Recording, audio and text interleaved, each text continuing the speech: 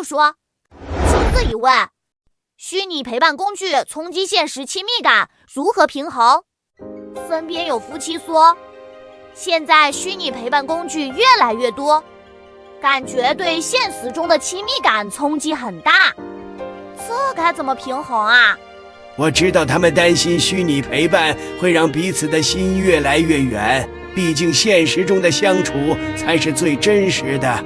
但其实虚拟陪伴也可以是一种补充呀，就像那句经典台词说的，陪伴是最长情的告白。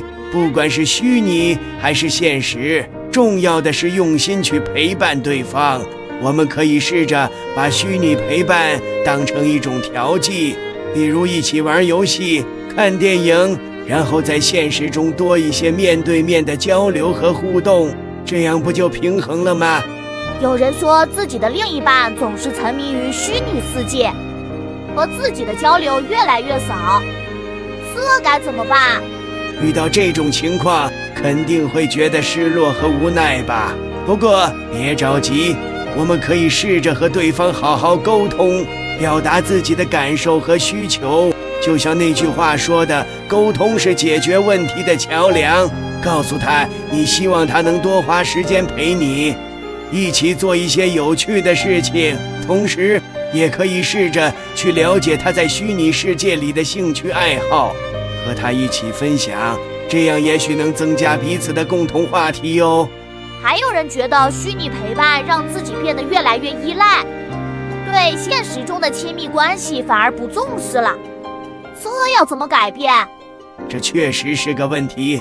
过度依赖虚拟陪伴可能会让我们忽略了身边的人，那我们就试着给自己定一些规矩，比如每天规定一段时间不使用虚拟陪伴工具，专注于和身边的人相处。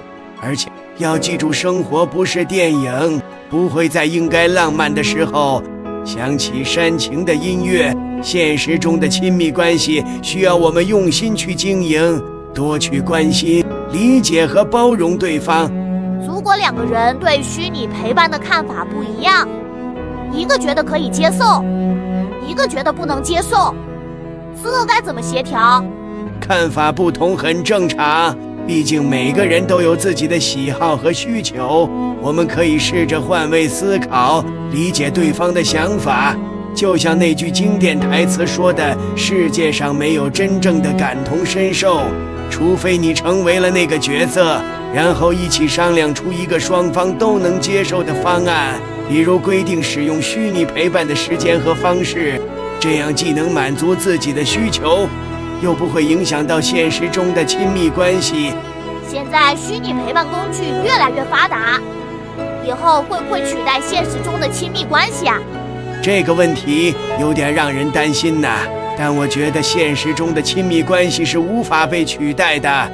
虚拟陪伴虽然有它的优势，但它缺少了真实的触感和情感的温度。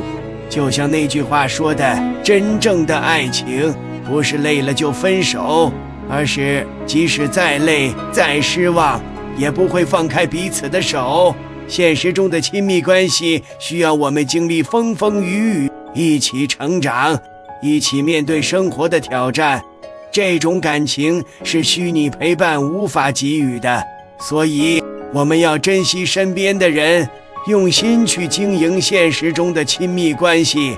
关注我，一起探讨更多情感问题。